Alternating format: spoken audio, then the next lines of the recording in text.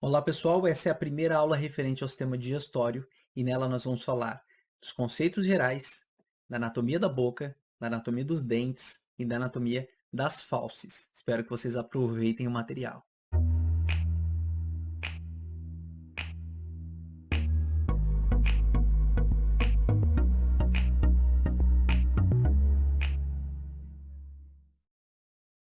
Conceitos gerais sobre o sistema digestório.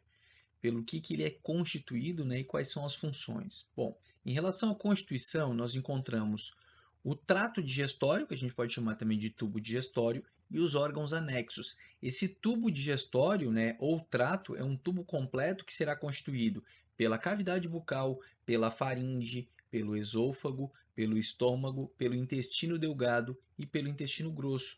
É um tubo completo, como eu falei, que inicia lá na boca e termina lá no ânus. E vale lembrar o seguinte: embora seja um tubo que passe dentro do meu corpo, ele se abre para o meio externo, né? Ele não se comunica. Eu sempre digo assim, ó, que tudo que tiver dentro da luz, tudo que tiver no tubo digestório, tá dentro do corpo, mas está fora do corpo. É meio estranho entender, né? Mas assim, ó, a forma como eu explico muitas vezes para o aluno em sala de aula é o seguinte: imagine que a gente está numa sala de aula e eu coloque um tubo, né, um grande tubo passando, entrando pela porta e saindo pela janela. Então, quer dizer, atravessando a sala de aula tem um tubo gigantesco que entra pela porta e sai pela janela.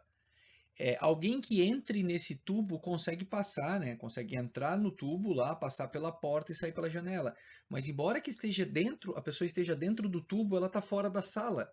Ela está dentro do tubo que passa dentro da sala, mas ela não entra em contato com os alunos, por exemplo. Se a gente estiver assistindo a aula e tiver uma galera passando dentro do tubo, vocês não vão se comunicar com essa pessoa que está dentro do tubo.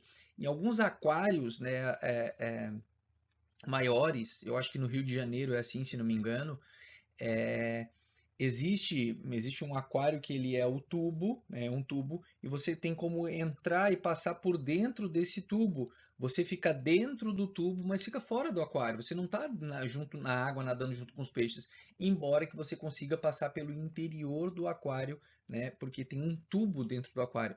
Então pensem, né, não sei se ficou claro o que eu falei, mas pensem no sistema digestivo, né, no trato digestivo ou digestório, né, boca, faringe, esôfago, como sendo um tubo, mas que não se comunica com as cavidades, né? Não se comunica com a cavidade pleural, não se comunica com o pericárdio, não se comunica com o peritônio, que eu vou falar depois lá na cavidade abdominal. Por quê? Porque é um tubo passando dentro do nosso corpo, tem um início que é a boca e um fim que é o ânus. Bom, e além desse tubo, né, que é contínuo, e eu acabei de explicá-lo do início ao fim, nós encontramos também os órgãos anexos. O que são órgãos anexos? São órgãos que participam do processo, mas não compõem o tubo. E quem são esses órgãos? A língua, né? Estão muitas vezes até no tubo, mas não fazem, né? Não formam as paredes do tubo. Então, a língua, os dentes, as glândulas salivares, o fígado, a vesícula biliar e o pâncreas. Então, todos esses órgãos que eu acabei de citar pertencem ao sistema digestório. Funções, né, do sistema digestório, e vamos falar primeiro do processo digestivo. Bom, o processo digestivo ele inicia com a mastigação, que nada mais é do que macerar, né, esse alimento e misturar ele com saliva para facilitar a deglutição e já para iniciar a digestão, né, porque a saliva já possui enzimas digestivas, principalmente a amilase salivar, né, vai estar quebrando aí carboidrato. A deglutição, que é direcionar esse alimento lá para a faringe, para o esôfago. A ingestão, que é o direcionamento e a chegada do alimento lá no estômago. A digestão, que embora já comece lá na boca, acontece em grande parte no estômago e uma parte gigantesca, principalmente a parte mais refinada, lá no duodeno, né, e nas outras porções do intestino delgado, como a região proximal do jejum, a gente vai falar disso mais à frente. A absorção, que é o aproveitamento desses nutrientes, né, pelo meu organismo, ou seja, é aquilo que chega na corrente sanguínea, seja de forma direta ou através dos vasos linfáticos, né? Eu falei lá para vocês em sistema linfático que os os ácidos graxos de cadeia longa, né, eles não conseguem ser diretamente absorvidos pela corrente sanguínea, então formam-se aqueles quilomicrons, né, que vão estar circulando. Isso é bem bioquímica, né, se vocês vão estar na bioquímica metabólica. Aí, e a eliminação, o que é eliminação? É jogar fora aquilo que o meu corpo não absorveu, não aproveitou, e aquilo que o meu corpo secretou no tubo digestório que eu acho que não me serve mais e eu acabo jogando fora. Então, esse é o processo digestivo. Qual é a função do nosso sistema digestório? Nada mais é do que um aproveitamento de substâncias, de nutrientes, né? A gente come, a gente quebra, a gente absorve o que a gente consegue quebrar. A ideia é quebrar em partículas menores, até um ponto que a gente consiga absorver. E quando a gente consegue absorver, né, o que a gente absorve? A gente não absorve proteína, mas a gente absorve aminoácidos. Então a gente quebra proteína em peptídeos, quebra esses peptídeos em aminoácidos e absorve aminoácido. A gente não absorve amido, a gente não absorve sacarose, mas a gente absorve monossacarídeo, glicose, galactose, frutose. Então, a gente quebra até conseguir absorver, né? A gente não absorve o lipídio como um todo, né? Mas a gente quebra, transforma em ácido, em triacilglicerol, em monoacilglicerol, em ácido graxo e depois absorve e monta as nossas próprias moléculas, né? No nosso organismo, lá nas nossas células. Então vejam, a ideia do sistema digestório é a gente ingerir os alimentos, absorver, né? Claro que tem absorção também de vitaminas. É claro que bactérias também ajudam na produção de vitaminas, principalmente lá no intestino grosso, mas né, a ideia é absorver nutrientes e jogar fora aquilo que a gente não precisa. A gente só tem que separar uma coisa. Às vezes, quando se pensa em sistema excretor, tem muita gente que pensa no sistema digestório. Não. Sistema excretor é sistema urinário. O sistema que faz o nosso filtro, a limpeza, né, é o sistema urinário. O sistema digestório está relacionado com absorção de nutrientes e o aproveitamento desses nutrientes. Agora, o que não nos serve mais, né? O que passou pelo tubo e não foi digerido, ou a gente não quis aproveitar mais um pouco de substância que a gente secretou, que a gente liberou lá no tubo, a gente joga fora, ou seja, a gente elimina. Anatomia da boca. Bem, a nossa boca será dividida em duas partes ou em duas porções.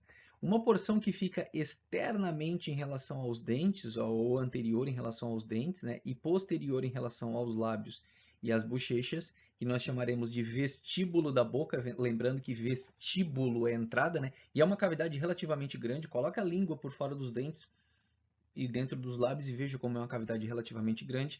E uma outra cavidade que fica posterior em relação aos dentes. Essa segunda cavidade nós vamos chamar de cavidade própria da boca. Bom, então eu tenho aqui a cavidade própria da boca. A cavidade própria da boca, inclusive, ela é praticamente toda ocupada pela língua quando nós estamos de boca fechada. E a parte de fora aqui, né, como eu falei, é o vestíbulo da boca. No vestíbulo da boca nós encontramos, né, ou melhor, né, na parede anterior, formando a parede anterior aqui do vestíbulo, nós encontramos os lábios, né, o lábio superior e aqui embaixo o lábio inferior. Cada lábio é limitado, né, ou melhor, o movimento do lábio é limitado por uma preguinha de mucosa, ó, né? A elevação do lábio superior, a protração do lábio superior vai ser limitado por uma preguinha que a gente chama de freio. Só que a anatomia não fala bem freio, fala frênulo. Então nós encontramos aqui o frênulo do lábio superior e no lábio inferior não é diferente, o frênulo do lábio inferior.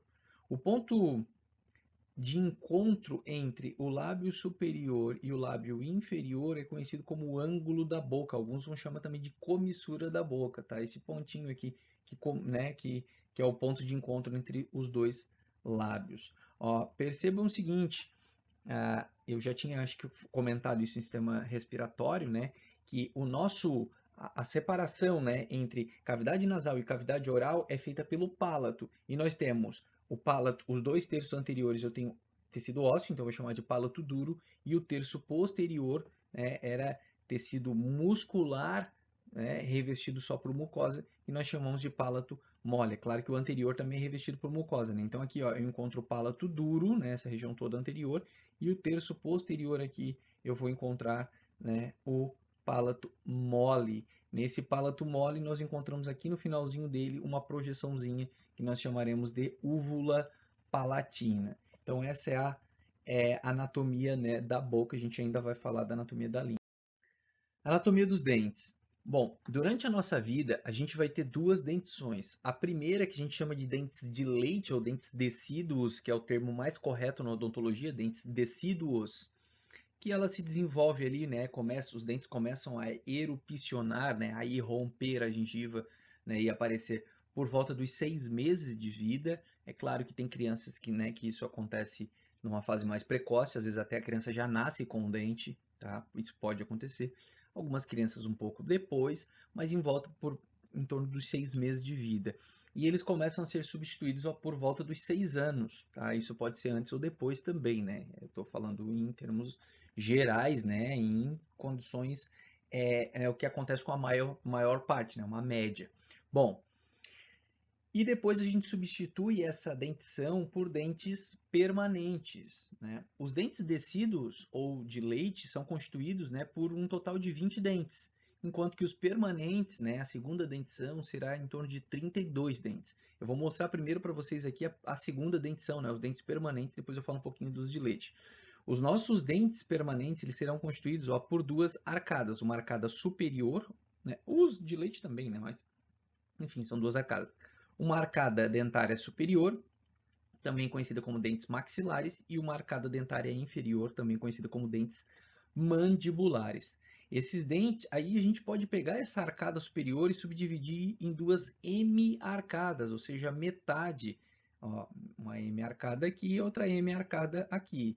Né? E os inferiores a mesma coisa. E quando eu subdivido dessa forma, o que eu vou ter aqui? Ó?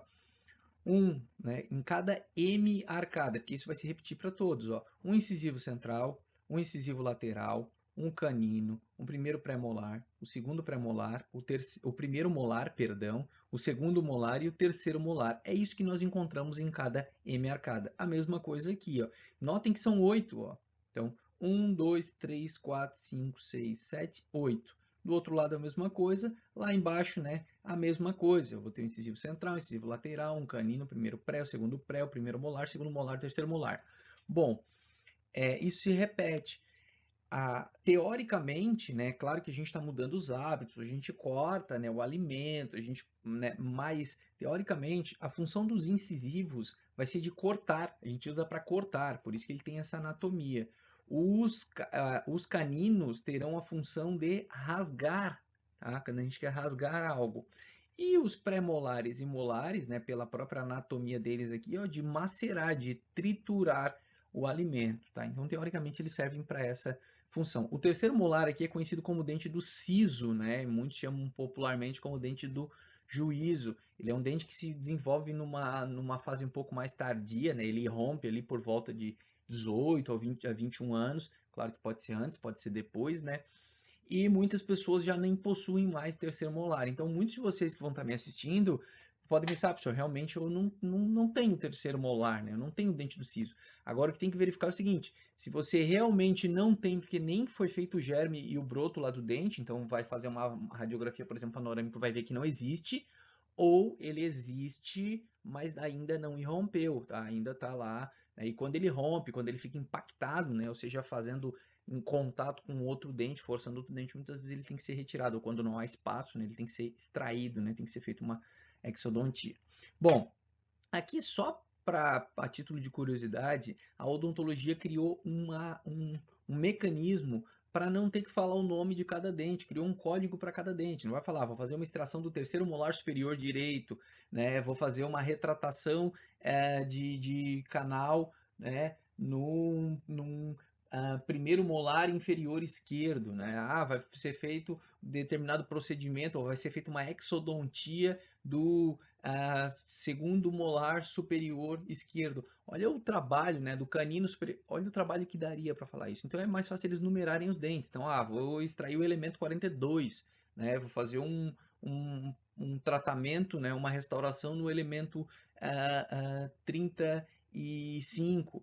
Bom, mas aí como que criar? Bom, 42, 35, não são só 32 dentes. Então, assim, isso a título de curiosidade, que eles fizeram? Eles dividiram essas 4 M arcadas aqui, ó, com um número. Então, essa M arcada superior direita ficou com o número 1. Essa M arcada superior esquerda ficou com o número 2, ó, no sentido horário aqui. Essa M arcada inferior esquerda ficou com o número 3 e essa aqui ficou com o número 4. Bom, então cada arcada tem um número. E cada dente também tem um número. Por exemplo, esse aqui é o dente 1, o 2, o 3, o 4, o 5, o 6, o 7, o 8. Esse aqui, o 1, o 2, o 3, o 4, 5, 6, o 7, o 8. A mesma coisa ali embaixo. Bom, se eu tenho o número da M arcada e eu tenho o número do dente, agora é só juntar os dois. Então, o primeiro número, por exemplo, do elemento 28, o primeiro número é o número da arcada. Então, o 28, né? O primeiro algarismo ali, o 2, é o número da M arcada. Que M arcada a gente está falando? A M arcada 2 é essa aqui. E o 8 é o terceiro molar. Então, o 28 vai ser o terceiro molar superior esquerdo. Professor, e por que não é o direito? Porque o direito seria o 18, né? Porque essa M arcada aqui é a 1. E por que não poderia ser o inferior? Porque esse aqui seria o 38. E esse aqui seria o 48. Vamos falar, por exemplo, do incisivo central superior direito. Seria o 11. 1 é o número da M arcada, 1 é o número do dente. 11. E se fosse esse aqui, o 21, e se fosse o de baixo, o 31, e o outro, o 41. Então, estão vendo os números, né? Por isso que existe o elemento 48, né? O 48 seria o terceiro molar inferior direito. Então, estou falando isso só para vocês entenderem por que foi feito, né? Como que foi feito esse código. Daqui a pouco vai no dentista, mas ela falou do elemento 47, nem existem 47 dentes. Não, mas existe o elemento porque foi feito dessa forma. Né? Então, estou aqui entrando, mas é claro que quem vai estudar odontologia, né, vai ter tudo isso na faculdade ao longo dos anos e tal. Bom, quando é dentes descidos, tá, os permanentes, o código é parecido, mas é outro. Ó. Os dentes permanentes, eles são numerados de forma... É o mesmo padrão, mas eles são um pouquinho diferentes e a gente só tem 20, né? Então, ou seja, cada M arcada aqui, ó, vai ser constituída por somente 5 dentes. Ó, os dentes de leite, os descidos, ó, notem que esses aqui são os dentes de leite, esses aqui são os germes, né, os brotinhos dos dentes permanentes que um dia vão erupcionar. Então vejam, incisivo central, incisivo lateral, canino, primeiro molar, notem, ó, na dentição, né, na primeira dentição não existe pré-molar, ó, então é primeiro molar e segundo molar, então não existe nem pré-molar e nem terceiro molar. E daí eles vão utilizar a mesma forma, número 1, 2, 3, 4 e 5, só que daí essa M arcada aqui que era número 1 vai ser a 5, 6, 7 e 8. Então, na verdade, qual é o 51? É o incisivo central superior direito, só que descido, de leite. Esse aqui seria o 61, ali embaixo o 71, ali embaixo o 81. Então poderia ter até o 85, por exemplo, certo? Então aqui é mais a título de curiosidade, né? Vale lembrar que esses dentes eles são importantes, né? É importante a gente manter a dentição, por quê? Porque esses dentes de leite, esses dentes decíduos, eles servem como um guia para os novos dentes que estão erupcionando, né? Vale lembrar que conforme os dentes vão erupcionando, vão nascendo, vão crescendo, vão se desenvolvendo, as raízes dos dentes de leite vão sendo reabsorvidas até que chega um ponto que fica só a coroa. E quando fica só a coroa, o dentinho acaba caindo. Bom, o que são as fauces? Vejam só, a boca ela vai terminar, né, em algum ponto. Pô, é uma região anatômica. Então, onde é que ela começa? Aqui nos lábios, né? Então, dos lábios para dentro eu tenho a boca, né? Essa região de fora eu chamo de vestíbulo da boca, a região de dentro eu chamo de cavidade própria da boca. Mas vejam, existe um limite, né? Onde eu digo, não, a partir daqui não é mais boca, é outro órgão. E ela é feita pelo quê? Existem dois arcos lá no palato mole, ó. Um arco anterior que a gente chama de palato glosso, porque sai do palato mole aqui, ó, e vai até a língua. Na verdade, eu tenho uma prega de um lado e outra prega do outro, mas quando eu junto tudo, eu chamo isso de arco palato glosso. E posterior ao palato glosso, lá atrás eu tenho um outro arco, ó. Só que esse vai até a faringe, sai do palato do mole e vai até a faringe. A gente chama de arco palato faríngeo. Do arco palato-glosso para frente, cavidade oral. Do arco palato-glosso para trás, né, não é mais cavidade oral. O que, que eu tenho? As fauces. As fauces vão estar localizadas entre o arco palato-glosso e o arco palato-faríngeo. Posterior em relação ao arco palato-faríngeo, eu já encontro a orofaringe, que a gente falou lá no sistema respiratório. Então vejam, ó, essa região aqui entre o arco palato-glosso e palato-faríngeo é o que a gente chama de fauces, e nela nós encontramos a tonsila palatina com a fossa tonsilar. Essa tonsila palatina é material linfóide, né? Expliquei sobre ela lá no sistema linfático e que tende a aumentar, um reservatório de células imunológicas, de linfócitos, que tende a aumentar, né, e responder se necessário for, se tiver algum desafio, né, um processo infeccioso, por exemplo, inflamatório e tal. Então tá aqui, essa aqui é a região das fauces. Anterior em relação às fauces, ou seja, anterior em relação ao arco palatoglosso, cavidade oral. Posterior em relação às fauces, ou seja, posterior em relação ao arco palatofaríngeo, orofaringe. Encerramos assim a primeira aula referente ao sistema digestório e nos vemos na próxima. Um grande abraço.